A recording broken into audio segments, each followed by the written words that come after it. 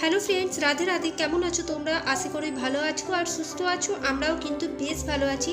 আবারও একবার তোমাদের মো লাইফস্টাইল ব্লগে ওয়েলকাম আর অনেক অনেক ভালোবাসা। আর আজকের দিনটা হলো বুধবার, এখন বাজে সকাল 6:30 মতো।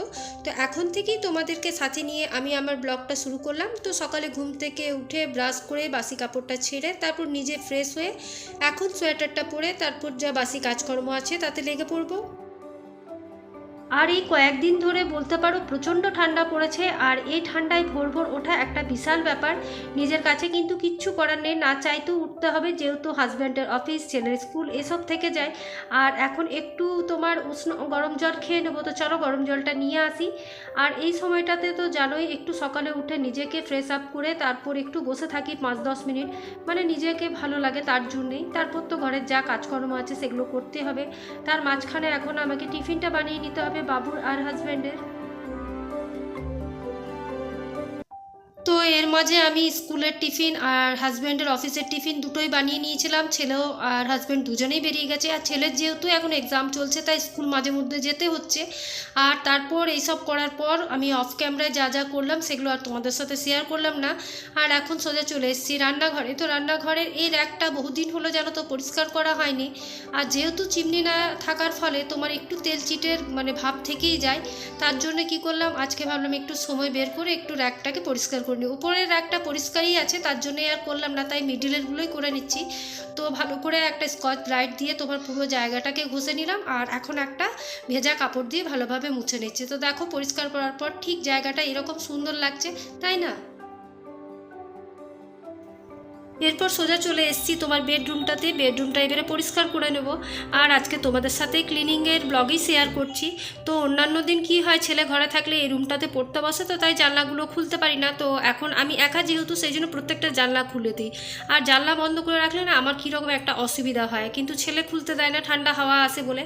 আর আমাদের আসানসোলে এতটাই ঠান্ডা পড়েছে যে কিছু বলার নেই। সকাল থেকেই তো জলের কাজ, তবে জলটা ছুতেও ভয় লাগছে জানো তো। জলটা এত টাঙ্কির ঠান্ডা যে ছুলেই যেন মনে হচ্ছে যেন বরফ হাতে পড়ছে। তো কিছু করার নেই, জলের কাজ তো আমাদেরকে করেই যেতে হবে। আর এখন ঘর পরিষ্কার পরিচ্ছন্নর কাজে হাত দিয়ে দিয়েছি। আর প্রত্যেক দিনের মতো আজকেরও সমস্ত কাজ যেটা তোমরা দেখতেই পাও, আজকের ব্লগটা পুরোটাই ক্লিনিংয়ের। রান্নাঘর, বেডরুম এসব নিয়েই রুটিন সেমই থাকবে, শুধু একটু কাজের হয়তো ধরনগুলো এদিক ওদিক হয়ে যায়, আর কিছু না। আর এই ঠান্ডায় একটু তোমার ঘরদোর পরিষ্কার করা বলো, তারপর এই মানে ক্লিন করা বলো, এগুলো করতে একটু মুশকিল হয় যেহেতু ঠান্ডাটা প্রচণ্ড। আর গরমকালে সেটা হয় না, যেহেতু গরমকালে তোমার অনেকটাই ভোর ভোরে ওঠা হয়। আর ভোরে ওঠা হয় বলে প্রত্যেকটাকে কিন্তু ঝটপট হয়ে যায়। আর শীতকালে সেটা হয় না, ছোটো দিনের বেলা। তো কাজ করতে করতে কখন যে বেলাটা বয়ে যায় বুঝতে পারা যায় না। দেখো আমি কিন্তু সেই 6টার থেকে উঠেছি, সমানে কাজ করে যাচ্ছি, এখন কিন্তু তোমার ওই 8:30-9টা মতন বেজেই গেছে। তো এই করতে করতে ঘর পরিষ্কার করতে, ক্লিন করতে, এসব করতে করতে মোটামুটি অনেকটাই সময় চলে যায়। আর মাঝে মধ্যে তোমার ওই টুকিটাকি কাজ আছে, রান্নাঘরের কাজ আছে, রান্নাঘরের জলখাবারের ব্যবস্থা আছে, রান্নার ব্যবস্থা আছে, এই সব সকল মিলিয়ে তোমার কাজগুলো কিন্তু অনেকটাই লেট হয়ে যায়। আর গরমকালে কিন্তু সেটা হয় না, হয়তো গরম লাগে কিন্তু কাজের অনেক সময় পাওয়া যায় যেহেতু বেলাটা অনেক বড়। আর এখন কালকের কিছু কাপড় এখানে ছিল, সেগুলো রোদে একটু দিয়ে আসি, যেহেতু একটু হালকা হালকা ভিজে ভিজে আছে। তো এখন দেখলাম রোদটা বেশ ভালো উঠেছে, তাই এই উঠোনের মধ্যেই দিয়ে দিচ্ছি। ঘন্টাখানেক থাকলেই কিন্তু এগুলো সব শুকিয়ে যাবে।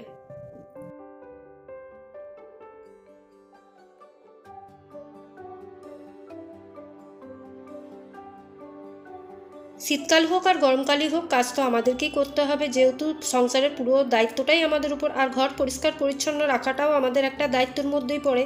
তাই ঠান্ডা গরম এসব দেখে তো লাভ নেই। নিজেদের যেগুলো অভ্যাস আছে সেগুলো যদি আমরা পরিবর্তন করতে যাই, তাহলে কিন্তু আমরা প্রত্যেক দিনের কাজ ভালোভাবে সুন্দরভাবে করতে পারবো না।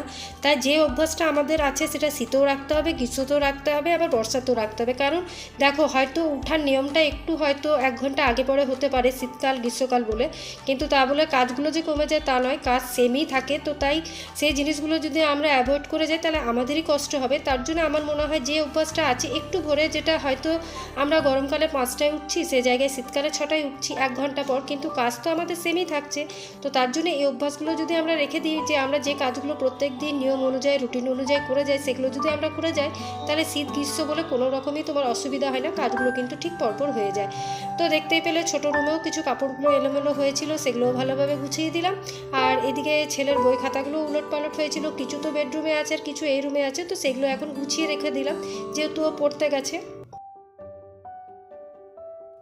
আর এরপর চলে এলাম সোজা ডাস্টিংয়ের কাজে। ডাস্টিংয়ের মধ্যে যেটুকু ফার্নিচার তোমরা প্রত্যেক দিন আমার ঘরে দেখতে পাও, যারা আমার পুরনো ভিউয়ার্স আছো তারা দেখতেই পাও আমার বাড়িতে কয়টুকু ফার্নিচার আছে, সেগুলোকেই একটু করে হালকা হাতে কলিন দিয়ে সপ্তাহে একদিন আমি পরিষ্কার করি, আর প্রত্যেক দিন এরকম হালকা কাপড় দিয়ে প্রত্যেকটা ফার্নিচারকে ঝেড়ে নিই। তো যাই হোক, এখন দেখো আমি এই কম্পিউটার টেবিলটাকে ভালোভাবে পরিষ্কার করে নিলাম। আর তারপর যে টুকিটাকি আরও টিভির র্যাক থাকে, ফ্রিজ থাকে, তারপর আলমারি থাকে, বইয়ের র্যাক থাকে, এগুলোকেও পরিষ্কার করে নিয়েছি। তো পুরোটা দেখানো তো সম্ভব নয় একটা ছোট্ট ভিডিওতে, তো সেগুলো আমি অফ ক্যামেরাতে করে নিয়েছি। আর এখন ফ্রিজের ওপরটা ভালোভাবে পরিষ্কার করে নিচ্ছি, কারণ ওই রান্নাঘরটা সামনে থাকার ফলে না, যদি একদিন না করি তো কেমন একটা তেলচিট ভাব হয়ে যায়, তার জন্যে। তো এখন দেখো সব কিছু পরিষ্কার করার পর এখন আমি ঘরগুলো ভালোভাবে ঝাড় দিয়ে নিই। আর এদিকে কিন্তু কাজের মাঝখানে একবার আমি খাবারটাও খেয়ে নিয়েছি, জল খাবারটা, যেহেতু তোমার ওই 10টা মতন আজকে বেজেই গেল, তো তার জন্য একবার খাবারটা খেয়েই নিয়েছি। আর খাবারের মধ্যে যদি বাবু না থাকে তাহলে আর এক্সট্রা করে কিছু আমি বানাই না। যখন দাদা ভাইয়ের টিফিনটা তোমার যা দিই, রুটি তরকারি যাই দিই না কেন, সেটাই আমার জন্য দুটো রেখে দিই। তো আমিও সেই সময় তোমাদের দাদা ভাই যখন অফিস গেছে তখনই কিন্তু আমিও দুটো রুটি, চা আর একটু তরকারি করেছিলাম ফুলকপি আলু দিয়ে, তো সেটাই খেয়ে নিয়েছি। তো সেই জন্য আর খাবার এখন চাপ নেই, এরপর রান্না করব। তো রান্নারও তরকারিপত্র যা আছে সব কেটে নিয়েছি, আর এখন ঘরগুলোকে ভালোভাবে ঝাড় দিয়ে নিচ্ছি। ঝাড় দিয়ে তারপর মুছে নিলেই আমার হয়ে যাবে। আর মোটামুটি দেখো আমার যত আশি কাজ আছে 10টার মধ্যে কমপ্লিট হয়ে গেছে। এরপর আজকে স্নান করে তারপরেই রান্নার কাজে হাত দেবো। আর সিঁড়িঘরটা যে দেখতে পাচ্ছ, এইখানে কিন্তু আমার প্রত্যেক দিন জিনিস এলোমেলো হয়ে যায়, জুতো চটি যা থাকে। ছেলে টিউশন যায়, তার একরকম, ঘরে পড়ার একরকম, বাইরে পড়ার একরকম, আর তোমাদের দাদা ভাইয়েরও তাই, ওইরকম করে অনেক চটি জুতো নেমে যায়। আবার সেগুলোকে সকাল হলে আমাকে জায়গা মতো তুলে রাখতে হয়, কোনোটা বক্সের মধ্যে উঠিয়ে দিতে হয়। আর এখানে দেখতেই পাচ্ছ ইনভার্টারগুলোকে তো আমাদের প্রত্যেক দিন পরিষ্কার করা হয় না, তো তাই একবার করে আমি কি করি, যখন ঝাড় দিই একটা কাপড় এনে ভালোভাবে মুছে দিই, তাহলে ইনভার্টারটাও অপরিষ্কার থাকে না। আর ওয়াশিং মেশিনটা তো প্রত্যেক দিন দিতে হয়, যেহেতু দেখতেই পাচ্ছ একদম দুয়ারের কাছে রাখা আছে, মানে এত ধুলো ওর মধ্যে হয়ে যায় বলার নেই। তো চলো এখন ঝাড়টা দিয়ে মুছে নিই, তারপর স্নানটা সেরে নিই। তো দেখো ঘরদোর মোছার পর, পুজো প্রণাম করার পর এখন সোজা চলে এসেছি আমি স্নান করে। এরপর একটা ময়শ্চারাইজার, তারপর তোমার মুখে একটা ক্রিম লাগিয়ে নিলাম, আর একটু সিঁদুরটা লাগিয়ে নিও, ব্যাস তাহলে আজকের মতন কাজ আমার শেষ। এরপর রান্নাবান্নার যা কাজ আছে সেগুলো তো আজকে যেহেতু তোমাদের ক্লিনিংয়ের ব্লগ দেখালাম, তাই আর রান্নাবান্নাটা শেয়ার করছি না। তো আজকের ব্লগটা এখানেই শেষ করছি, কালকে আবার নিউ একটা ব্লগ নিয়ে তোমাদের সাথে দেখা হবে। আশা করি আজকের ব্লগটা তোমাদের কিছুটা হলেও ভালো লেগেছে। টাটা।